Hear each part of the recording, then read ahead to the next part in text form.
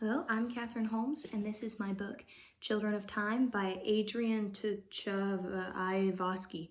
Sounds Russian, but it is a science fiction novel, and I picked it up because I saw it at a table at one of the display tables at Barnes & Noble, and I saw a picture of space, and I like space books, and I'm a big fat science nerd. And I read the back, and I thought it was very interesting. The author is British, and he is most known for his book, Shadows of the Apt, which I have never heard of. This is an author I've never heard of, but he has published over 40 novels and novellas. The theme of this book is human struggle, time, evolution, because throughout the novel, it's about people and different scenarios, kind of it really showcases the effects of different pressures on humans and human society, and what happens when things go wrong or when the world ends and you have to go find a new place to live. That's basically the thing. In summary, this book is about the ship, the Gilgamesh, which is carrying the last population of planet Earth far, far in the future. This ship searches through old empire-like planets that are on this in this system that they're looking through, and stations for a new place to call home while the cargo of people sleep away the centuries. When they do find a perfect green planet to call home, they are confronted with the old empire technology and terrors on the planet below. The ship falls into chaos, and the whole novel, you're like, will they find a home? Are they gonna find a planet to stay on?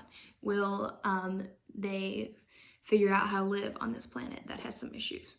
The main character is kind of odd. It's an odd scenario because it's third-person omniscient, with the main character being not a central player in the decisions of the ship. He's not the captain. He is a classicist named Holston Mason. He is part of the original crew. He is a higher-up crew member.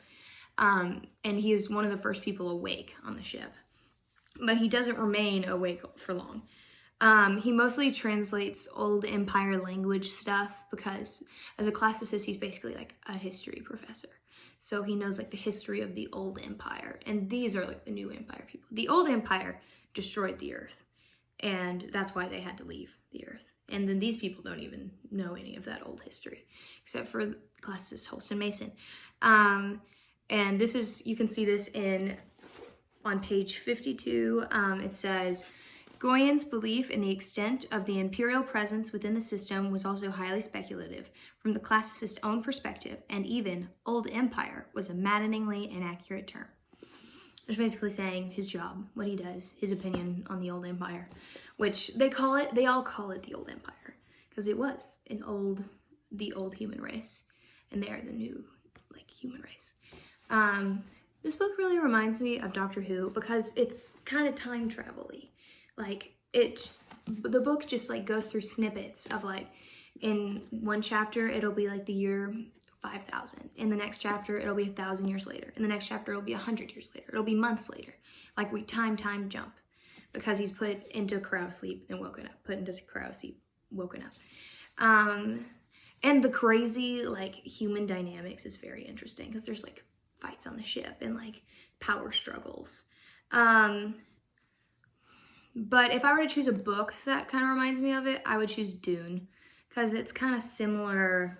It has very similar space politics, kind of. Got some interesting space politics going on. I think any reader in the old empire is very Dune. I think any reader who loves science fiction or time travel, space travel would love this book. It includes a lot about the effects of these things on humans, so it's very psychological. It's almost a psychological thriller. It is, okay, but it does have some spiders in it, so if you don't like spiders, I don't like spiders, but I still read it anyways. I just skipped. Because every other chapter is from the perspective of a spider civilization.